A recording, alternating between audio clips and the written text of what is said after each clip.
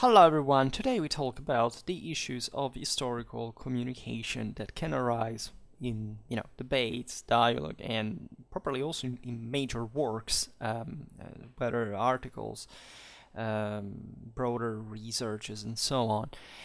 Because we have to be honest about the thing. History is not, say, a code sculpted somewhere that gets fixed, as an absolute notion that eventually somebody can fall back on and restart from and expanding on it at a certain point. History is always very fluid. It's always very unstable, if you want. I would like to stress the precariousness of history properly in the limits of the research, first of all, but properly also in the knowledge that get settled fundamentally at some levels in an accepted, shared, conventionally, approximately understood, right? History goes along the pattern of an approximation. Everything we say is fundamentally approximate. There is not a degree of absolute or of hardcore fact that you can stress as such. There is always, you can come to doubt scientifically, literally, of everything that comes within the range of your knowledge. You can always wonder whether what we learn, what we experience every day has even a meaning, etc. And it's easy to extend it to history that, as we've explained many times, is always it's built on sand, as we were saying before, which is not built literally on nothing. Sand can be very, very solid in a way, but at the same time doesn't quite have as such, let's say, a precise beginning or end or defined structure, right? And this mostly works with putting together a lot of information from certain sources that are deemed to be reliable, and or at least to be telling us that they come from the real world. So in a way or another, they are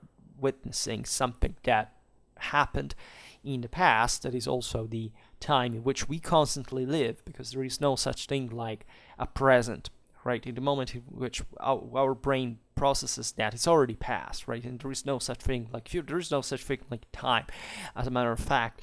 But it's always about getting fundamentally more information and then processing it through our mind. That, as we often said, is together with life in itself, the greatest mystery of the world we live in. That is, we realistically don't understand anything about it.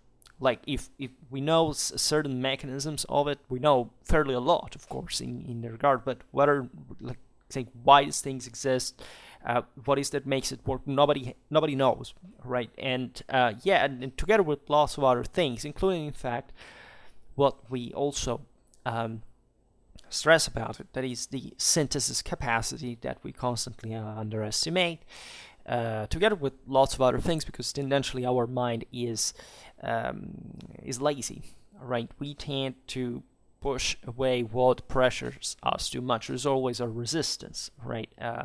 And also tolerance at that level, so that we make our brain work to fix things, in theory, not to have to worry about else. But also we know that neurocognitively we are fundamentally attracted to chaos and to make sense of it, and therefore we always have this stimulus that fortunately shouldn't ever let's say, deviate human mind from a positive, a concrete application. Unless I have my ideas on this, meaning that as long as we remain genetically what we are in a human essence, let's say, we may arrive to the point we will essentially depend so much, for example, on technology or other systems, let's say, that we created to solve problems, not to become virtually defenseless, right, to it. But if we were to go back factually to the nature, the environment we were programmed to live on, our brain would surely be capable to learn the essentials.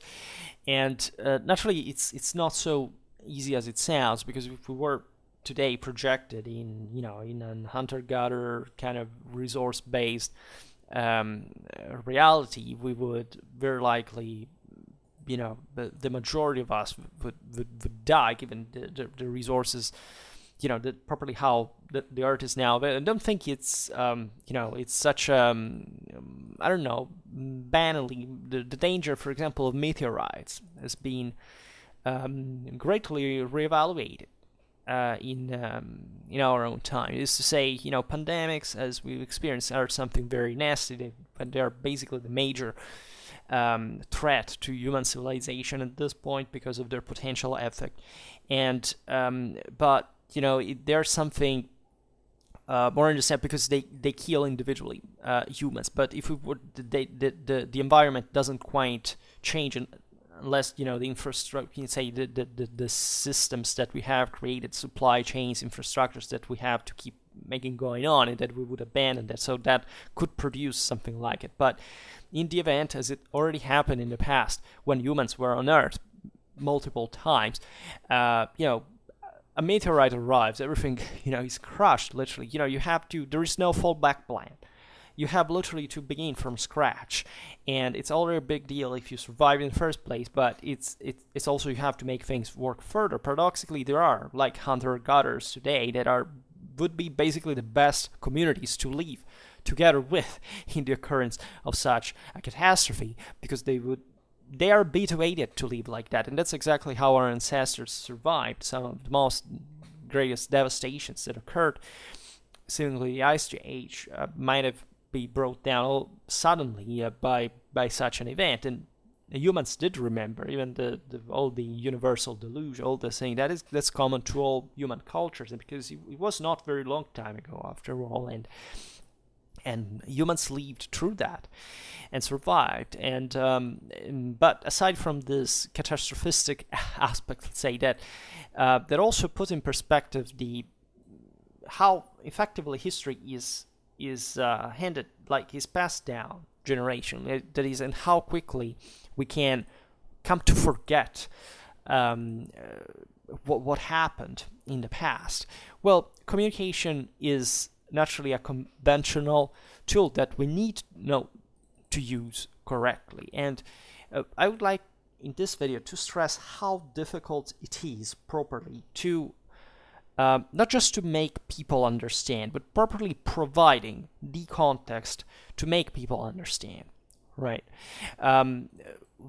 How, you would say, because this is fundamentally a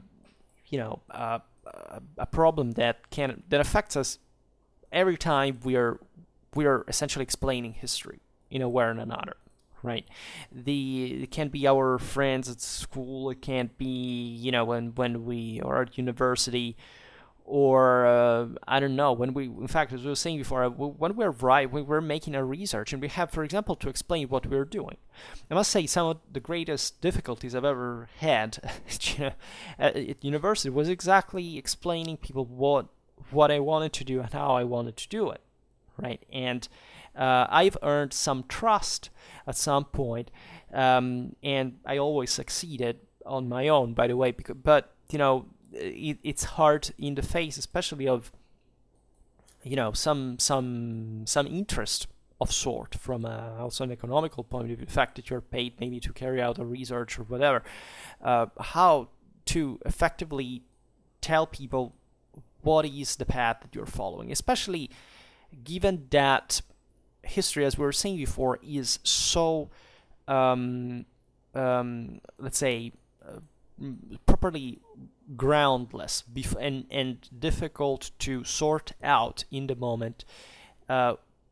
We are essentially trying to explain it to people, and so when the results are not evident as such, in fact, I should explain this better when I'll start my PhD series to properly stress the lack, let's say, how this is not merely a scientific process. It's about dealing with human beings, right, and specific persons that are biased towards you, right? Always biased in a way or another, and they will not.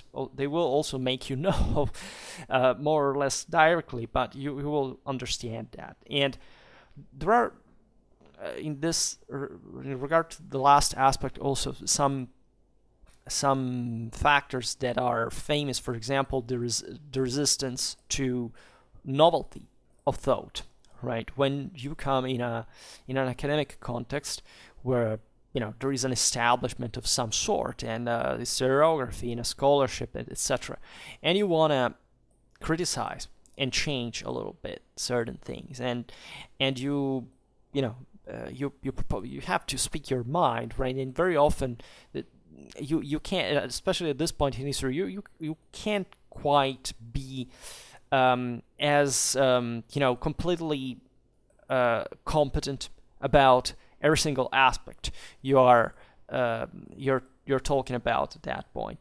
There is always somebody that can say something that can fundamentally counter what you say, but history is in a sense more scientific than it seems, because while it is, as we've seen, kind of groundless by a certain degree, it is also, however, very concrete when you the more concrete the work you do actually is. That's also why I made all those videos complaining about generalistic versus specialistic, because it seems to me that albeit specialization is necessary, of course, and we are all specialized in something. That is to say, we basically know something, not necessarily even better than others, but surely better. And this concerns us, concerns mostly our own perspective compared to other things that you ought to know, frankly. That you're always an easy target. You can always be discredited in a sense, and this sometimes shies people away from history. I see it. Like I don't want to bring the topic too much on the, let's say, university dimension, if not to show how even at certain levels, how true certain problems are, right, and how they invest scholarship in ways that make you legitimately doubt properly of historiographical authority at some levels. I have, let's say, every person who makes a research is trying, in a sense, to, if not to debunk some previous ideas, but at least to offer, to add something more to it, and to essentially provide for a better explanation, for a deepening of a certain perspective. Now, this is really the sap of history, the curiosity of it, but also the courage, and the courage to dare, right? And you need, I don't know whether character. I haven't been studying many people's behaviors in these things. For example, at university, I don't know, when I looked at my colleagues, I generally speaking, so the first thing that comes into your mind is how differently they think.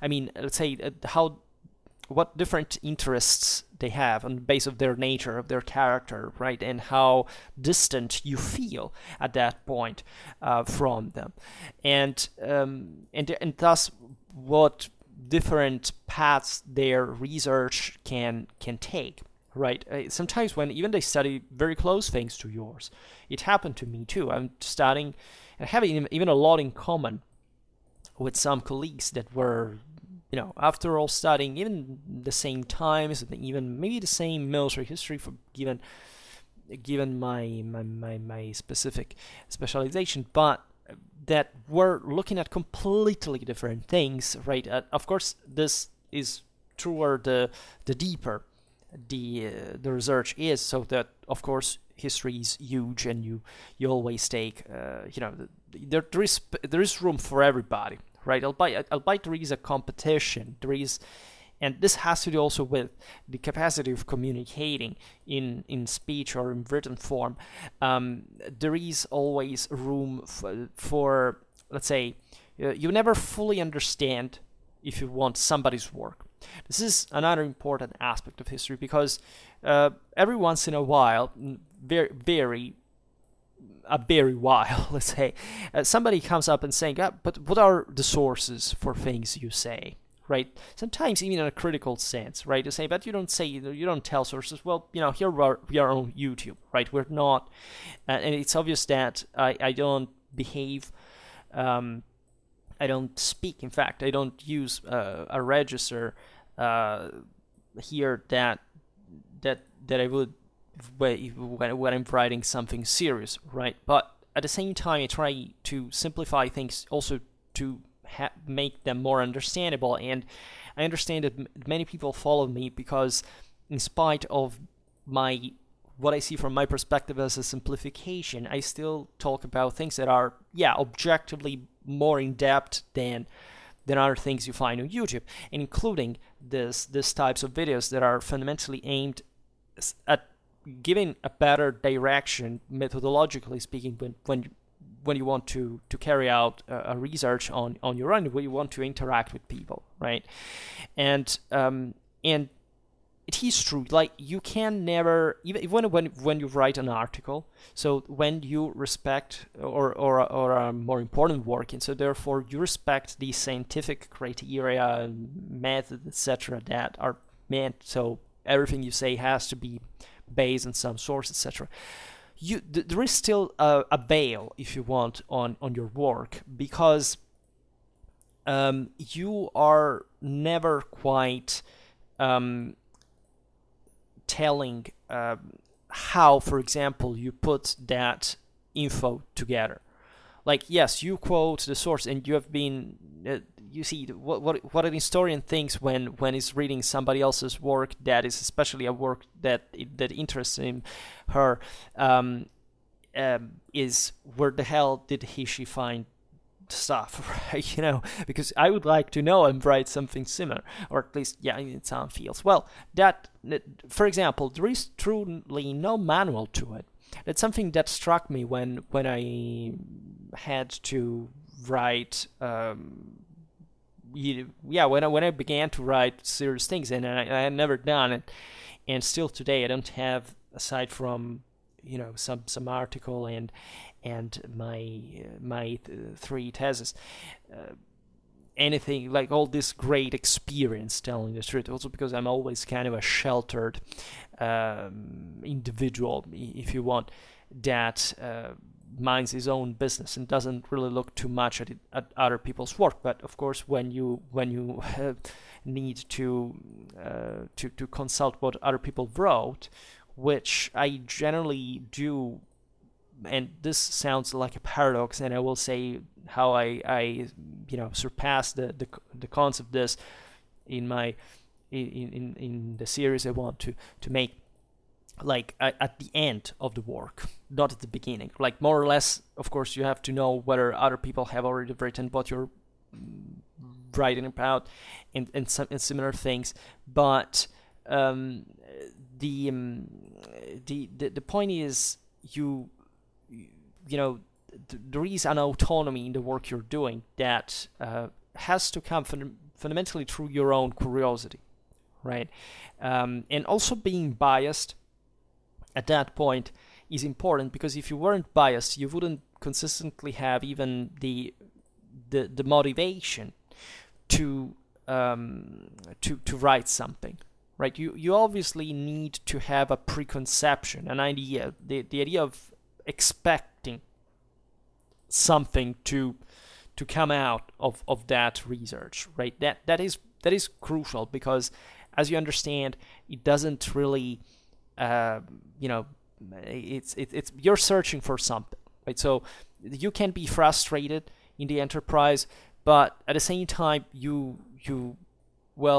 it's wise, of course, to start a research that has some, realistic goals, right? Even when they are, and this is a problem today, because people tend to have ever higher bets, to, let's say, have ever higher stakes, let's say, to find the thing that impresses, right? That the scores, the bigger. But they do it very often by limiting, for that reason, the range of their own research. And instead, it would be so much easier, as I often say, to accept that we have so much stuff still to inquiry, to look at, that we could put together on the base of what is already edited, for example, that is dramatically overlooked, right? And etc. And we don't do it. We prefer to concentrate on lesser aspects, if you want, and to pretend that the tinier the better in research. This is not really, in my opinion, a wise attitude. It could be it should be much better thought philosophically. Now, I explained the reasons why this happens in this world at this point, but it still makes you think. The problem, though, is you have to also to explain people things. For example, when I started Schwerpunkt, so this is a problem of communication, my greatest problem, let's say, my greatest concern, let's put it this way, was expectation would be that everything I said here would be somewhat contested, right? It would be like, you start talking about politics and war, and so everybody has an opinion, everything gets heated, etc. Instead, I was pleasantly surprised that either I make people shut up for some reason, or maybe my work is not so interesting, or objectively also don't make a lot of views yet. But I received also an overwhelmingly positive feed, as I often say. So that's also normal, because if I have dedicated followers, as I have, and that listen to things I say, that's kind of normal. There are niches that are carved on social, like media, etc., that also sociology studies where properly the alien, let's say the counter argument is often out of the group, because otherwise there wouldn't be a group in that sense. And this didn't happen. But another thing that still is connected to it and makes me think is very often when I see that, when I talk about a lot of stuff, and I give you that also my speech delivery is not dramatic effectiveness for sure, but at the same time I'm really impressed. But really impressed how, and this happens often, really. I can have, I don't know, somebody who follows for a very long time. There are not many instances. I'm not talking about a huge chunk of my followers. I think that there is a silent majority that, generally speaking, fits also the same average in a way, but it also depends on how willing people are to speak their mind and why, etc. And the impression is that I can't talk, for example, about a single topic for a long time, right? Almost referring to it almost every video, let's say, and yet after years of this going on, I still get comments that make me think that concept that I think is so crucial and fundamental and non-obscure, because literally I explain it all the time, but I can say banal things. Right now I won't be making examples because I don't want to sound, to get something in particular, but we're really basics of like manualistic stuff of military, like of medieval history, let's say. I'm not even talking at all about all the Clausewitzian thing that is very complex and that I understand is not, let's say, easy to understand, right? Even though it's simple. But literally major aspects of literally the ABC of medieval history that we cover the most, I realized that despite, again, having repeated certain things over and over again, I get somebody who says, I didn't, did you understand from these comments that they either think the exact opposite and they don't understand that I'm saying, in fact, the exact opposite to theirs, to their own, and or that you wonder whether these people have really followed as you have seen them doing it for all those years. So that fascinates me because I don't believe there is anything wrong in it. I'm not blaming people for this because there may be lots of reasons, and I always think I can, of course, explain things better, and that also is very helpful, because when I get this thing, this comments, they impress me, and I don't forget, and I generally come back on the point, remembering the issue, trying to explain it better, because I'm sure at the end of the day, yeah, maybe that thing is not gotten, it's not gotten right, let's say, but it it goes with lots of other things that evidently have been absorbed in a way or another. I don't know at which level of depth, because through the comments, for example, it's very difficult. It's very scanning evidence to get compared to all the things I say, to properly measure how much is properly understood. But that becomes an issue of communication for me, because I can't fix what other people think. But naturally, the only way I could do this is through my own speech and through my own explanation. Therefore, it's my communicational duty to properly express concepts in a way that people can understand. And again, it's not easy, right? It also happens often to get misunderstood, to get literally, one thing that it can happen, like, for not specifying one, you're talking about one a specific era or a specific context or country, maybe you're way vague, people can misunderstand. So I like to be to the point on certain topics, but at the same time, it fascinates me how the background also of the person could influence the reception, the capacity of understanding something, because I believe that after all, people are intelligent. I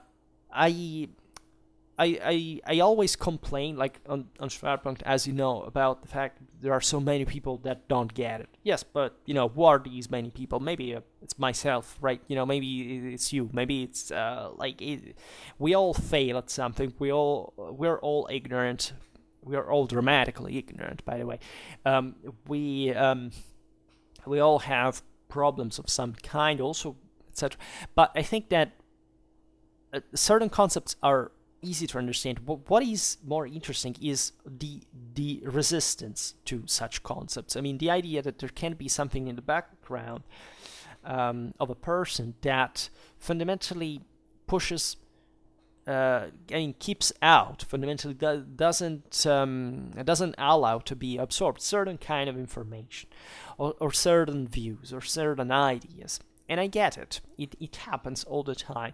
Sometimes I probably certain things I said in the past, I would disagree with, right? Not maybe in the core essence, but let's say there were ways I've changed my mind. For example, when I started Schwerpunkt, I had a completely different view of how politics should interfere with history, and vice versa, and how it does it in the first place, actually, because at the time I thought that the two things should be, I don't know how now, rigidly separated. Today, it's, as you know, I don't make, say, politics in doctrinal terms, in propagandistic terms, but fundamentally I still express very heavy concepts that have to do with a worldview, with certain orientations, with certain beliefs, and even if maybe I don't even share them completely, but that I see that are there and that have to be addressed, and or let's say, of course, I say mostly what I myself believe in, right? But at the same time, I can be an advocate for them, but it's not that I'm fully involved in them, as I may sound sometimes. I also mostly make history. I don't do other activities that, aside from this one, right? Even when I write seriously, when there I stay also very dry, very very neutral for a lot of things, because it's simply not my job to express something else. But if you think about these preconceptions, let's say, that can be positive or negative bias, it doesn't matter, right? The consequence is different from a cognitive point of view, but in terms of properly how you decide to discriminate a certain opinion. It's the same process. And you can understand how this happens. It does happen all the time, continuously, in the more serious environments, in universities, among professors and people who teach history and who have sometimes also outside universities, etc., a certain authority, or they're followed, they are appreciated, they're listened to, and how so many misconceptions can easily be spread, right, without much of a control or responsibility. In fact, there is always a great responsibility. Every time I make a video, I'm always saying, okay, how do I, is it what I know really enough for this kind of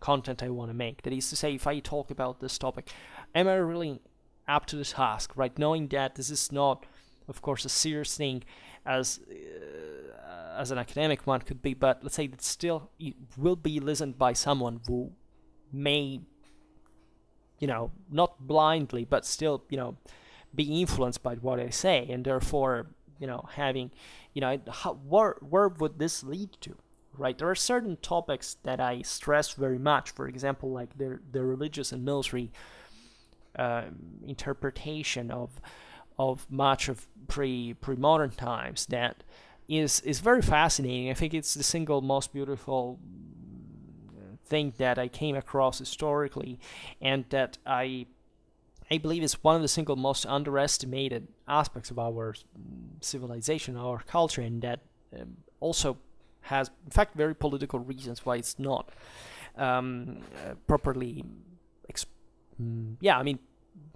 expressed, because there are studies, there had been at least flourishing disciplines that have continued. It's not even stopped. But talking about this, but the content is not being popularized enough. The masses are kind of unaware, but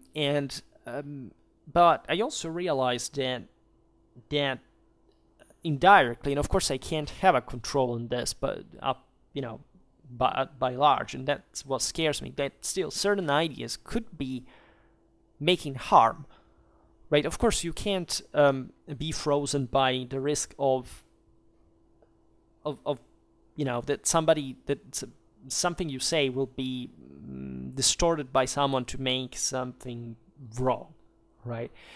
But this happens factually all the time. So even speaking at that point presents you with a very important challenge. For example, I think to be a sort of polemical channel, because I see that even other channels that deal with history, etc., they always are very cautious about not properly even inflating a certain type of polemic, of let's say, of debate, of discussion, etc. I don't know why this is the case, but probably because most people there put their face, their personas. I am still kind of hidden, and therefore I feel safer in some ways. But at the same time, I think that we do need some kind of speech, some kind of confrontation, some kind of even offensiveness that however gets to somewhere, instead than simply sitting there doing nothing about the whole thing. Maybe I'm influenced by my own field, where that the saying from Clausewitz says that if you really have, that in a broader sense, that when you have a motive and you want to act upon it, well, the best thing is to be the attacker, right? The attack is fundamentally better than defense. Even if defense is stronger, still attack has the positive object, and leaving the initiative to the enemy is something ruinous. So the point is not much how, mechanically attack and defense interact, but rather how, as we've seen, how morally driven you are to achieve a certain result, to reach a certain objective. And this is exactly what I see. That this is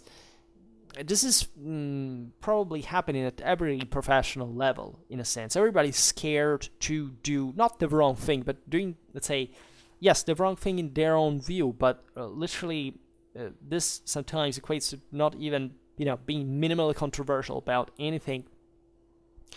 And that what I stay out of properly of contemporary political issues. Like I don't care about. I never covered most of the topics that inflame the political arenas today. I maybe address something about climate change or something like that, but in ways that I consider to be very very neutral, very, let's say, with a point, but not with that intention of getting involved in the broader thing. Because absolutely, I do care, but I don't think that I am enough competent to, and that I could say more than much. I just care about perspectives and about the clarity of the scientific method that is used to get somewhere, and also that I'm no scientist myself, so there's surely somebody way better than me that can provide for that. But as you know, also history has probably an extra gear, because one thing is starting from so-called kind of hard evidence, but another thing, whatever it is, because not even in fact hard sciences this is actually a thing, but in history it's actually dramatically worse, because you don't quite have the same thing, but you still have to deal with a scientific method. And as you know, the whole channel revolves around the idea that there is a broader that in terms of perspective, in fact, there is a much broader context that you always have to take into consideration in everything. And I think that most people's problem is that by knowing less, they probably have no scale, the understanding of the magnitude of the scale of context, right, and how much this can influence properly the single datum that they are analyzing.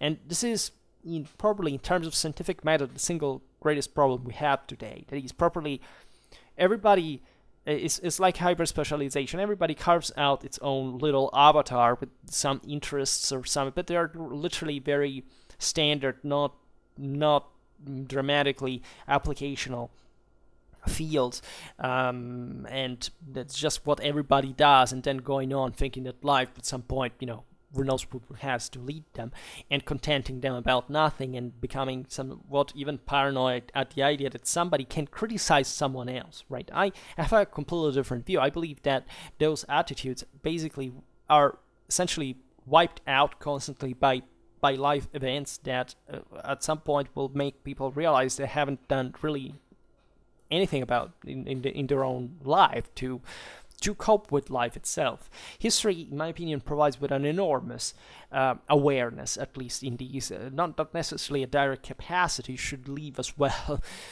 but still, it's, let's say, I must say that I'm much less surprised about the world after studying history for a long time than I was before, right? That lots of the problems that people complain about are non-problems, and or at least they derive from the wrong perspective that they have. Well, maybe there is something much worse that is happening all around them, or maybe they're even doing themselves, and they have absolutely no idea that this is happening.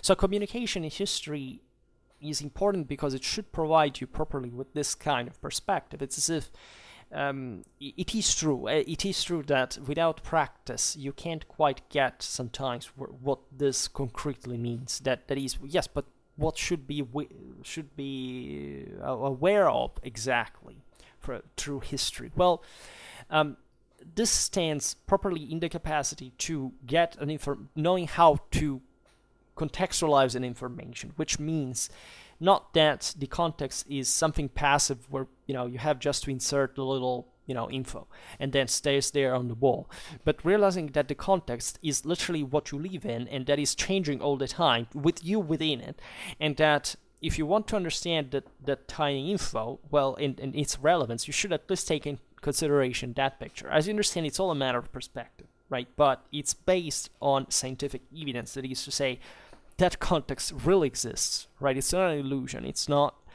as far as we understand, in practical, because as we were saying at the very beginning, we have no idea what even reality is, but still it's meaningful to us the way it manifests itself.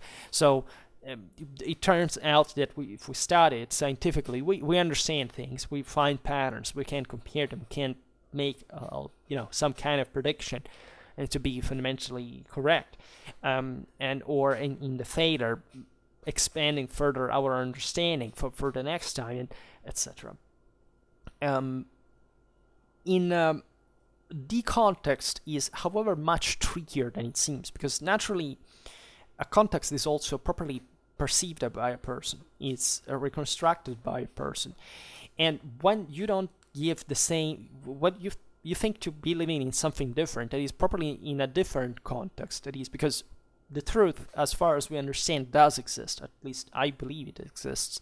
The problem is that the way that we cope we cope with reality. We can't approach the truth through reality and understanding reality better, but we can't quite get the truth, right?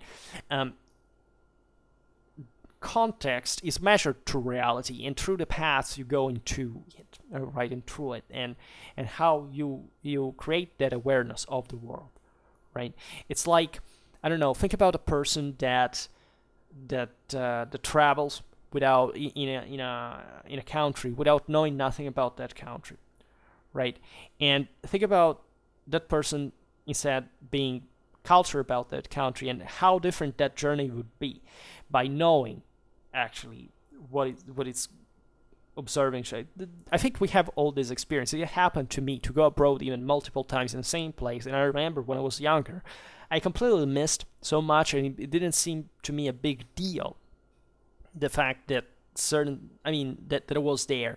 Later on, I realized that when I knew enough about that place, that there is something of enormous importance for all what has to do with us and our relation with that space and people who inhabit there, and the reason in the past, and why they think like that, and why they behave like that, and why they we can interact with them, what they can offer, what the problems that can arise. And this is effectively, in my opinion, a work of civilization. That is another thing that I throw out there very often, right? Civilizational values and all these things, because yeah, I believe that is essentially a political and social capacity acquired, and also military at some level, at a full level, telling you the truth, because that's the Trinity, and that helps humans to cooperate, essentially to do things better, to achieve greater results, to improve their quality of life. It really gets down to that, right?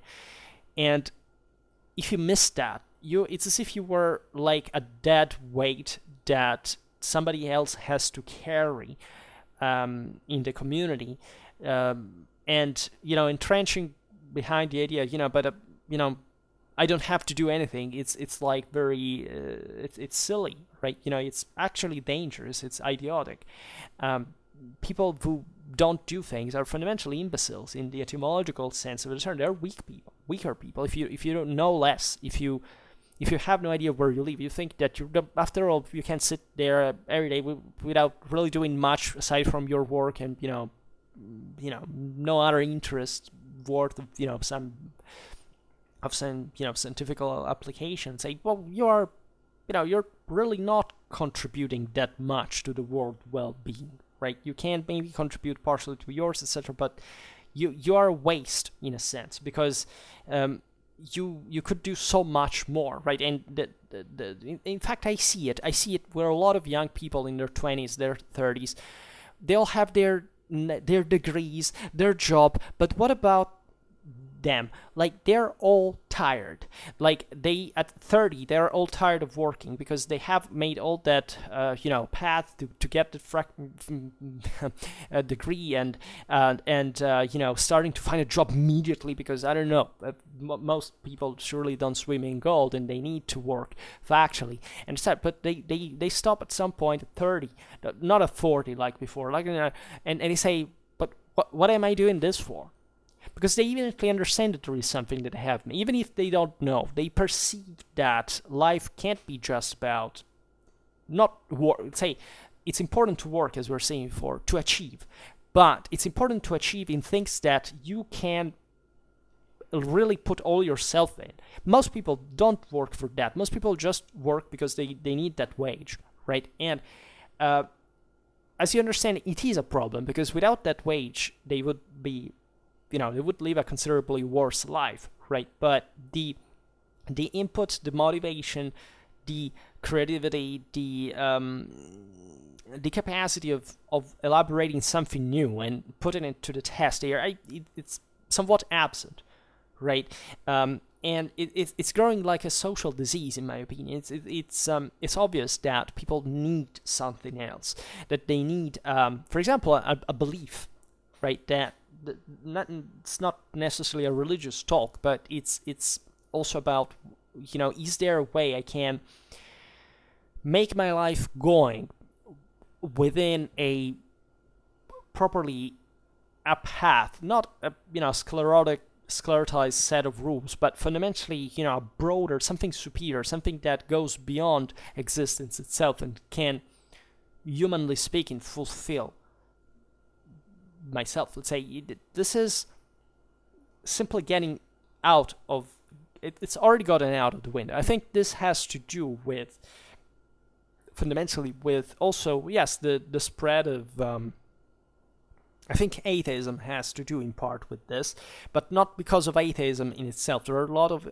atheist people who have perfectly so much they believe and achieve true, right? It's not the point. The point, though, is that also the role of religion in a broader civilizational pattern has been fundamentally aggressed, right, for dynamics that and destroyed, and fundamentally that there was an iconoclasm, right, that however has not presented any alternative. And the question is there an alternative? Like, if religions have worked for so long and now they came to an end in parallel with indeed certain political and social changes in how societies properly work, this is evident, there is a pattern there. But isn't there still something that we need, right, in order to go beyond, right? This is a deep question, and the reason why, however, such things it's you see, civilization doesn't change necessarily always for the better, right? So even if there is for example, a material improvement of life, and this presents us with the realization, of course, that matter counts in the world. It's not just about ideals or etc. But at the same time, through that materialistic view, have we really achieved anything that a moral system based properly on a certain particular belief could provide us, right? The question is evidently not, right? There is not been that substitution. There is not been it's impossible, first of all, because materialism can't do it. It's always about idealism and materialism at the same time, right? And instead, the fate in in positivism, in modernism, in technologism has brought, in that sense, to the failure of civilization at so many levels. This is very well understood in science today, that essentially from the 1970s has stagnated dramatically. People think that there's been a dramatic improvement from properly a philosophy of science, of a new capacity of providing. Really, this didn't happen. That is to say, the world has improved because through what we discovered before that time, we could spread so much, and we have improved, etc. But in terms of qualitative improvement and of major changes that, like, what is today a major technology that is changing the game, right? There is not. Like, you don't identify that. That is, before, people, I don't know, think about having literally dry clean, like washers, of having, I don't know, electricity at home. That was a big game changer, right? Having a smartphone is not a big game changer, right? It's just a secondary utility that is surely quite handy at some level, but it doesn't concretely change how the properly the caloric efficiency of our work is going on, right? Because you're essentially growing dependent on it, and you're also losing ability of doing something that wouldn't really cost you that much even without that particular tool. And through that tool also you're not developing something more important. It's like with computers, right? I couldn't live without a computer. I understand that many people also, because again, they have, you see, there are a lot of emulation, a lot of poor people, and for them having a smartphone is somewhat a big deal, right? They feel like all others. They feel as if, there was no difference, because you can't take that out of the pocket and seem like all others, right? Maybe they have to pay bills. Maybe they don't even own a house on their own. Maybe they have a shitty life and they don't earn enough and they have an abusive, dysfunctional family. But that doesn't count. What counts is that they have a smartphone, right? And what do you say? If you dare say something like through a smartphone, for example, you can't do a lot of stuff, such as properly being productive. For example, I couldn't do Schwerpunkt without a computer. And you say, you realize sometimes these people don't even know how to use a computer, or in the sense of using elaborate programs and think, or putting more than else, wrapping their mind around the concept of creating something elaborate, or of storing an enormous amount of data that surely, yes, technology is making it easier to, but say properly the tools to intervene and modify it, right? It's like with photos, right? It's become all cheaper. I'm in the old tradition. Every time I take a picture, and I have to write where it was taken, when, with whom, etc. Because it's important to me. How many people's lives today are being contained in a smartphone memory? And how many photos of think about family, children, growing up, and all this are contained there, and fundamentally nobody will even have an order system, a criterion to go look through them, or even a will for that matter, and all what comes with the appreciation of it. Because simply that technology it's simple, is idiotic. Even old people that in fact couldn't even use a computer could use. Because I know that, at least in my family, there are people that simply they don't have that brain for it, and because they haven't grown for it, and there is no way you can change their mind about that. But they can use smartphones. Guess why? Because even if it doesn't require much application, and this is not a positive thing, because you understand at that point that if most people are content with smartphones, it means that most people are content with an extremely unapplicationally intelligent tool that doesn't stimulate intelligence further. Look at how fundamentally it transforms itself into. It's just making things ever quicker, right? Not better. And that's surely a fall. It's a problem, right? The same goes in many ways. Look at operational systems, even on PCs, etc. Has there been a concrete improvement? Like most of these versions, actually new versions actually suck, right? There is an even economical interest behind the reason why they are put forth, but at least you could make them more more functional. And still, even in advertisements, etc. What are people really sponsoring? Like things that I think would be useless, even in fashion, or the same, the gadgets, the single things, even changing color of the of the phone, right? How is that even a thing? And yet there are billions behind those things, because people pay for it, and this is good for one. Of course, from an economical point of view, that there is some positivity to it. But if you think about what stands motivationally behind it, it's a complete moral misery. I think that history is the key here to communicationally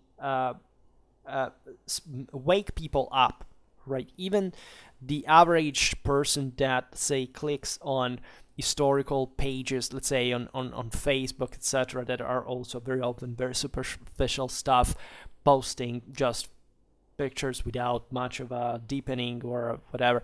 It's just the new tribe thing, right? And saying, I am one of those people that cares about history because I follow pages that show me stuff about the Romans or medieval castles or whatever. Um, you see, it's not a matter of what interest you have. It's a problem of how cheap your your application concretely is, and how that, of course, brings to nothing in terms of earning. You see, this can be easily, excuse me, I drink a little,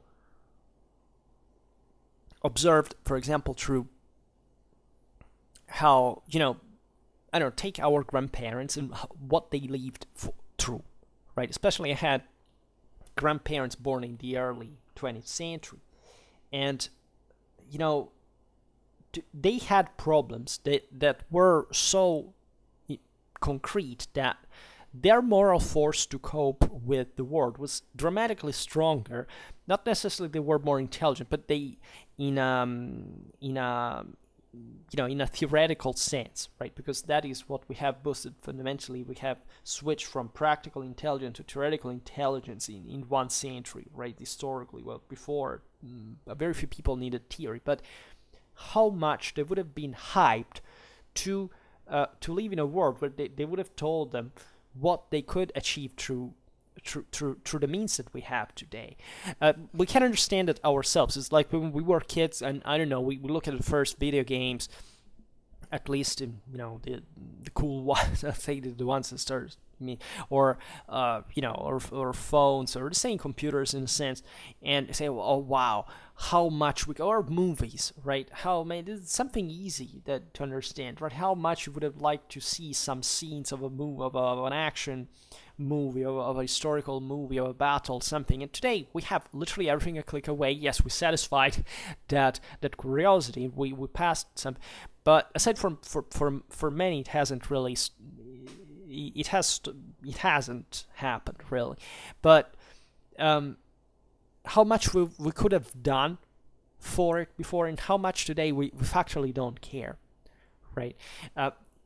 I know that part of this complaint is rendered useless by the fact that this has always happened historically. Means that of course people change mind, and that you want to do things, let's say, in an easier way, right? In a simpler way, whatever. And of course, the simpler the better. But the question is, having solved this individual problems, can we really spot the collective ones? No. It's easy. Just look at how the world works. Why? Because people don't know about the world. They don't. They don't have an education that stresses that scale of understanding. They don't. That our educational systems do not provide for that. You have either to cultivate it yourself if you're a very motivated person. I think I have, for example, but for my own standards, I think that I'm terribly lazy, that I've done dramatically few about that, because I know people of generation of my professors that sometimes broke their backs in ways that would make them understand things that, qualitatively speaking, I didn't reach, right? And there were different contexts and there were different realities. That was kind of elite at the time. But if this turns out as if I were the elite, which I hope I'm not, frankly, because I always consider myself very modern. But if you look at least at what is on paper by certain standards, I kind of am. Well, I think this is not good, because it's the quality of the elite has decreased, apparently. Because if that is the case, I don't like that. I know what my limits are, and I absolutely think they are inadequate to for in fact, that's civilizational growth. And I wouldn't like to in the future, for things to remain like this. Instead, it seems to me that there is an ever greater carelessness of the individual that is pushed essentially also by the system to become ever cheaper. This is fundamentally what has already happened in the past. That is to say, in the moment of the crisis of after the great expansions, but that is exactly what we're living now. Actually, the elite improves by a certain standard, right? But it also acquires different characters that at some point we'll have to discuss. And the masses become always weaker. That is, they are much more dependent on the elite. They are fundamentally much more individually worthless, because, as we were saying before, they are ever less educated in a functional sense. They're just in a comprehensive sense. They're just instrumental now to something, not to themselves.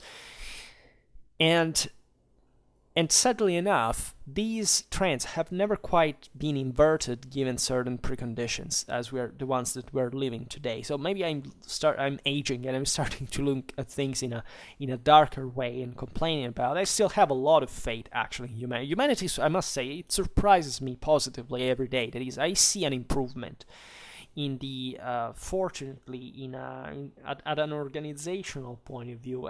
We are brought by the same pressure of the system to fix problems, but not, I don't see, at least we are not yet in a moment in which the instruments of control are adequate to the magnitude of our current expansion, right? And the expansion is not even just in it's still in absolute terms in part, but it's still also having to do with different peoples in the world, with different areas, and so not necessarily, like, the West is somewhat stagnating by certain standards, and or it's living a sort of crisis, right? I don't know whether it's because I'm influenced by my own times, but the early 21st century has been somewhat dramatic, right? It's been surely still a wealthy, prosper moment, etc. But the moral dimension of it has somewhat sunk in properly in hopes and expectations. In the at even the third millennium, there was a great hype. I remember it as a kid, of course, but I remember about those, and I know that there had already been crises, that things had, even in the 90s, had started to slightly showing some signs of a regression here and there. But of course, after 9/11, things were, and with 9/11 and after, things were much more evident at some level, and it's properly the attitude that has changed, right? There is a sort of resignation, and as you know, losing the initiative morally at that level is, and speaking from a Western perspective, I'm sure that in other countries it's not like that. I don't know much about it, but I don't know. I don't think that in India people feel as if they were living in a moment of, where progress has stopped and they're not looking forward for it anymore. The same I can think, I don't know, about Brazil. I know that every country is different, and there are many, that, let's say, but there is still maybe another perception compared to the one that we have seen elsewhere, right? And the West has much more, in spite of the Atlantic, the divisions, etc. But it was much more intertwined. It was much more, let's say, even narcissistic. Let's say, in love with himself to be able to digest certain blows, certain failings. And I think that the reaction now is very deteriorate. So I don't know why I started this video today. I must say that I have some problem with my eye, so I decided to just express with this ramble for today. I hope to fix the problem soon. But I don't know. Communicationally speaking, I care about. This is where I actually wanted to arrive to all these points. To the idea that is somewhat disheartening from one side, but it can be empowering at the same time, right? So, as we were saying before, wherever there is crisis, there is, however, at some point, some idea, somebody that can emerge from it and say, okay, this may be actually an opportunity to fix things and or to do to make a step forward. And that's what happened to me when I discussed my thesis recently, twice. It was a long process. Basically, I think 10 people read it before getting this high. So it was there's a very intense selection, more than 10 people actually. So I received a lot of feed from it. And what struck me, and this has to do with the communication in the form in which I had written the thing and trying to explain what I was doing, is how cheap communication has become. That is to say, not in my case, but in the way people are to read other people's works. Like, never take for granted a text, a book, whatever it is, even if it sucks in a sense, but there is always something that you can learn from it, but not because you're being fed by someone, but because you are fundamentally able to spot in it some weaknesses that you can understand, bring to the mistake that you're spotting, right?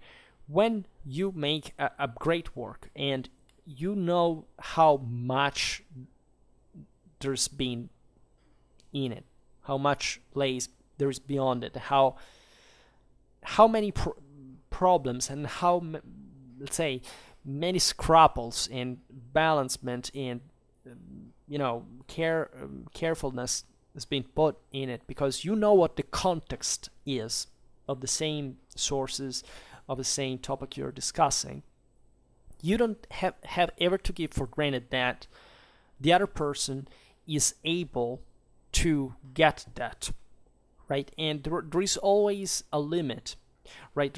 They will never, first of all, they will never know, of course, what is in your mind. Even if you write down something and explain extensively what it is about, etc., who's reading, who's listening will never understand you fully, will never be able to understand where you're coming from with that, especially when the concept is articulate enough, which doesn't mean it's necessarily, you see, people sometimes are puzzled more by simplicity than by complexity, because let's say one thing can be complex, but really being, let's say, just different easy things put together, right, and being quite banal. Another thing is understanding a system. It's like the Kriege. Look at how it's been, but it can be the Bible, it can be anything that has an inherent, it has a meaning, first of all, that can be even contextual, right? It doesn't even necessarily has to be properly about the content, but of course you start from there. Through the content you can understand it better and becomes a source in that regard. But people are fundamentally lazy, right? The info that they want is ever cheaper, it has to be ever quicker, ever immediate, right? And this is, in my opinion, incoherent with a qualitative information. Because qualitative information should be fundamentally studied, shouldn't be passively received, shouldn't be just, I listen to this thing, look at Afghanistan, for example. I don't know, in my country, while we knew that the retreat of the coalition was going on, it wasn't until the mess in Kabul's airport that the media basically started talking about the thing. The reason being, obviously, audience. That is to say, that's something dramatic that people wanted to watch, and showing the and then eventually all of what happens in Afghanistan with the abuses, the executions, the women discriminated against, and all these horrible stuff. And even worse altogether. But did anybody actually tell what happened and why and how and what the whole thing, even just in the main protagonists of these things were acting for, like, and actually understanding what the whole thing is? No. But fundamentally, the average person today just listens to that and thinks that that's the only thing to be known. Drawing cheap parallelisms and or making stupid remarks of any kind, of course, or being concerned just about, that now there are refugees, and or depending on whichever political side that they are for whichever reason, and not caring about the broader issue that is how the West should have, for example, a renewed strategic education, and before that, even a political cohesion that is something without which nothing can be literally accomplished from any point of view. Well, is anybody discussing this? Is anybody putting that on the fore? Is there any guy that comes up and say, hey, let's think this through? You know what? When I was renewing the channel right now, I was thinking about something that has been buzzing in my head for a lot of years, ever since somebody made me think about it. That is, there should be a common school, right? At least Schwerpunkt is watched mostly by Americans. This is my understanding. Like that at least Americans are something like 50% of the broader listeners, right? In watch length, etc. Then all the other nationalities, aside from the first ones that are a few points percentage, can be the UK, Australia, Germany, Italy, and so on. They're like below 1%. Like all the world is fragmented to like that, and in the views, in the analytics. But Schwerpunkt is also, it should be, and I'm a bit,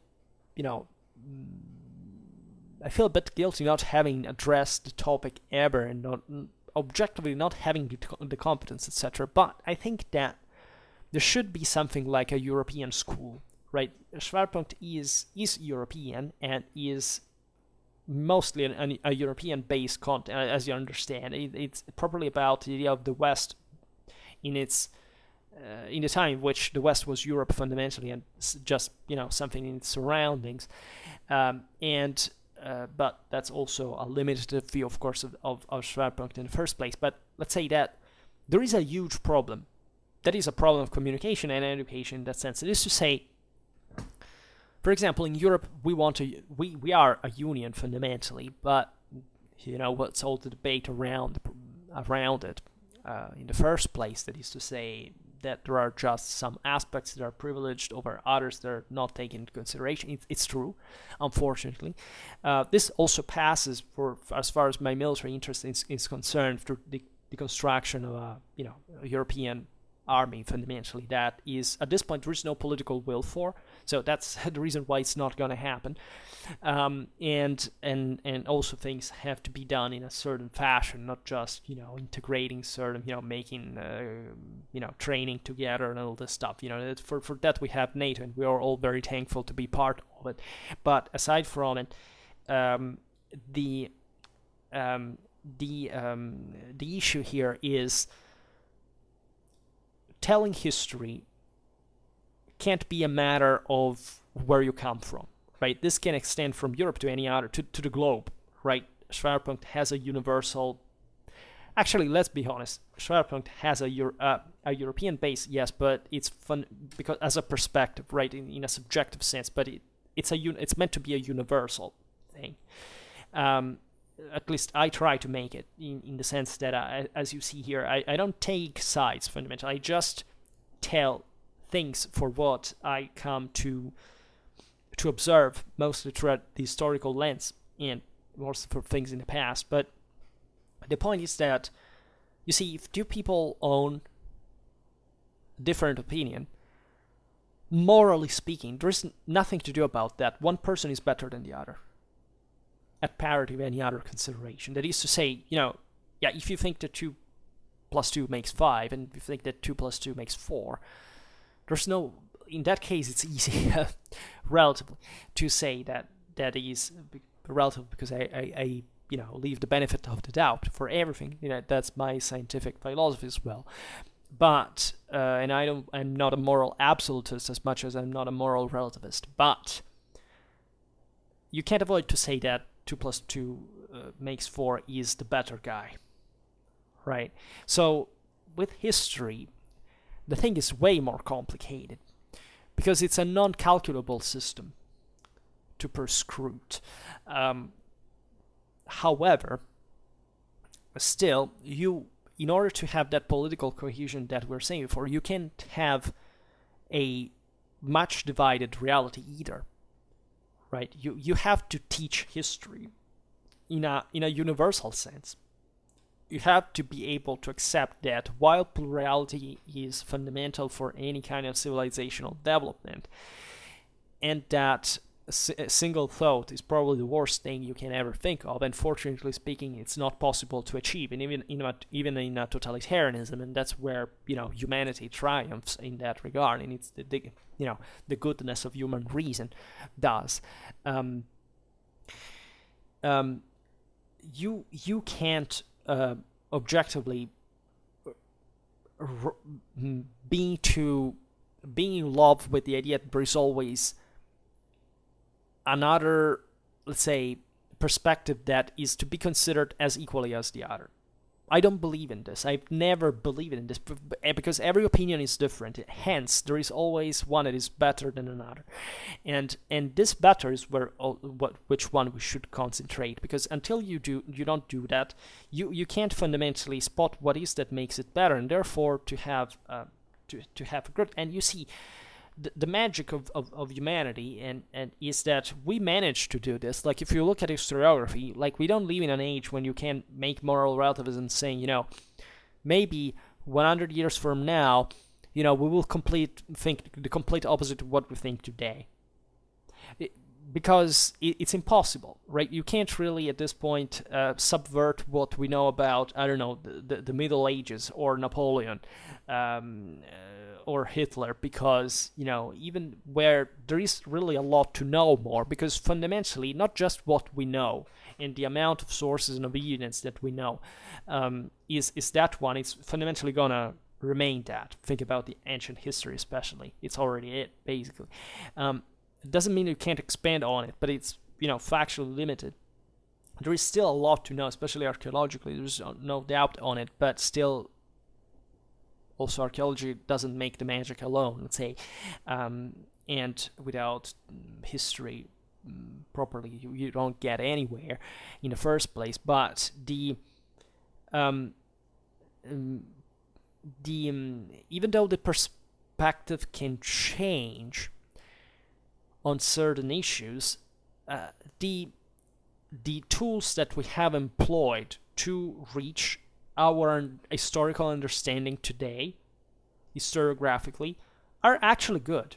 Like 100 years ago, it was worse. 200 years ago, it was worse, right? This naturally happened because, the world has improved in the meanwhile. Things could go, backwards again, and therefore we can have something worse and revert to idiocies of many kind. But what I care to stress here is that we already have some models on the base of which we can capitalize. The same goes for, now I won't repeat myself, but think about von Clausewitz himself. What do I say all the time? That literally the subject is there. It provides you with what we should know to fix most of our strategical education. Nobody cares. Nobody keeps caring, and let's say, or better, everybody keeps not caring, and therefore, what do we complain about? Like, if by the beginning of the 21st century you don't have the educational tools to understand at a mass level that what was, developed in the 18th, 19th century, etc., is something worth of consideration, together with lots of other things before, of course, that you should know today in order to cope with today's world, that today's world doesn't provide you with and makes you do things worse. Well, what's the problem here? The problem is evidently that people don't know, and they keep not knowing. So that's why communication, as and information in the first place assumes such an enormous importance, because communicating, that is, I'm trying to make you understand this now, it's not just rambling like I'm doing right now. It's trying to deliver properly a qualitative understanding that you can positively applicate in reality. That is to say, it's not a speculation. I'm saying this thing, do this thing now. As I do, for example, even though it's always limited, right? You can't fix the world from a desk, but you still can do a lot, and we constantly underestimate that, right? The world will not be solved by more stuff produced. The world will be solved by the quality of stuff produced, and this quality is not meant in a market literally productive economical sense. It's, or better, it all encompasses this, it has to do with the moral dimension, is how you can create something that fits the world and solves the problem of this world, that are not the contingental problems. That is, now we have a pandemic, we had to boost dramatically our vaccine development capacities and production and testing, etc., because before we didn't give a shit about it until millions of people died. The issue is that you should think much further and say, how can we, find the best way that people should follow in general, and how to convince them that this is the case, right?